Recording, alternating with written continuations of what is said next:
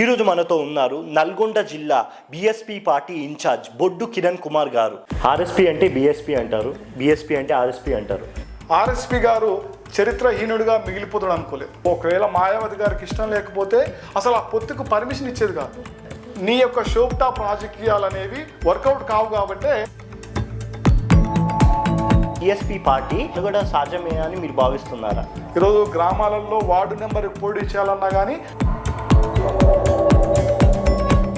దేశంలో రిజర్వేషన్ అంశం సోషల్ మీడియాలో బాగా హల్చల్ అవుతుంది. అంటే మాకు రిజర్వేషన్ తీసేయండి, ప్రాబ్లం లేదు. బీజేపీ గవర్నమెంట్ ఏర్పడ్డ 100 రోజులలోనే వర్గీకరణ చేస్తాను, ఎందుకు చేస్తలేదు? మాల మాదిగల మధ్య చిచ్చు పెట్టి దళితుల మీద బహుజనుల మీద అత్యాచారాలు జరుగుతుంటే మందకృష్ణ మాదిగ గారు బీజేపీ కోటేయాలని చెప్తారు. ఇప్పుడు మందల సామేల్ అనేటువంటి వ్యక్తి కూడా ఈ యొక్క రెడ్డిలకు, రావులకు, లేకపోతే ఈయన ఇలాకాలో కూడా మంత్రి గారు ఎవరిని చెప్తే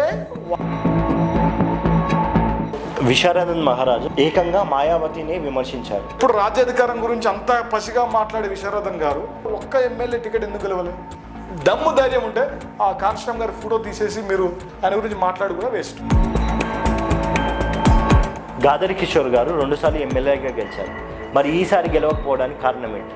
గాదర్ కిషోర్ కుమార్ గారికి నోటిదూల ఎక్కువగా ఉంటుంది. పంచాయతీ కార్యదర్శిని పట్టుకొని నీ లాగ్ పలుకుతుంది నువ్వు పని చేయకపోతే అని చెప్పి ఆ అసభ్యకరమైన మాటలు మాట్లాడు. వీధి రౌడీలాగా మాట్లాడేటువంటి ధోరణిని ప్రజలు అసహించుకున్నారు.